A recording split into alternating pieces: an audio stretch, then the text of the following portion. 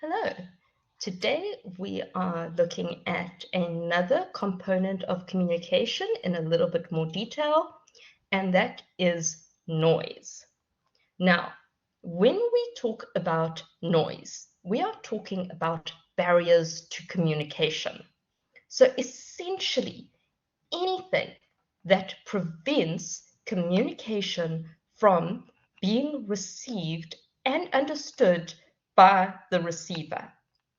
So when we are talking about noise as a component of communication, please remember we are talking about noise in a broad sense. We aren't talking specifically about literal noise. We are talking about anything that interferes with the message being received and understood.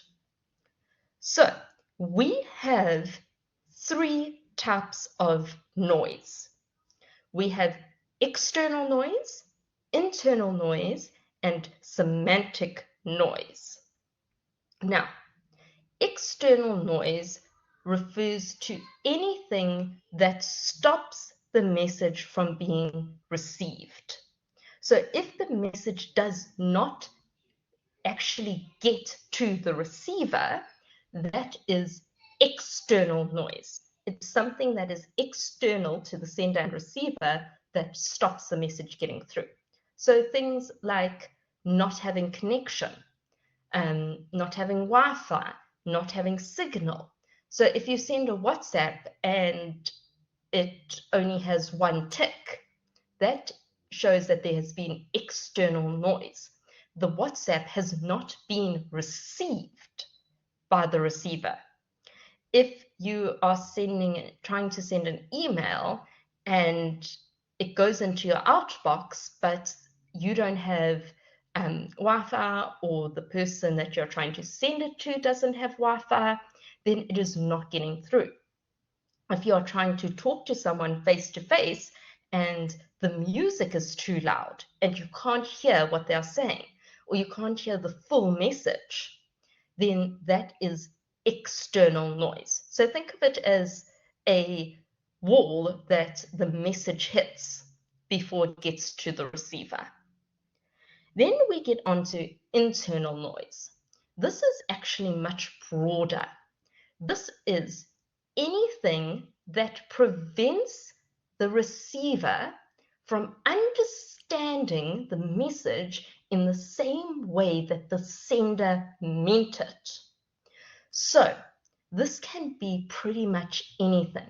These are your biases, your beliefs, your values. So if you believe very, very strongly on a subject, someone who has a completely different view to you and tries to explain their view to you, you might not be listening to actually understand them. You might just be listening so that you can argue their points or argue against them. That is internal noise. Some people might have biases against women. So you might, if a woman's talking to you, you might not take it as seriously as you would as a man if a man was talking to you. That is internal noise. Or vice versa. If a man tries to talk to you and you have a bias against men, you might not take them as seriously or as much of an authority. So anything where you are not fully focused on understanding in the way that the sender meant it, that is internal noise. And then we have semantic noise. Now, semantic noise is where we cannot understand the words being used. So the obvious ones are, of course, things like someone uses very large words that we've never encountered, or someone sprinkles their communication with foreign words, or the entire communication is in foreign words. Then there are things like jargon. So jargon is a vocabulary that is used by a very specific group of people. So engineers, for example, might talk about resistance and boards and units and all sorts of things that I don't know about because I'm not an engineer. If you get to varsity college, you'll get a whole lot of acronyms. So you might be fully aware of what we mean when we say, please contact your OT, log a ticket, discuss that with your PM, get hold of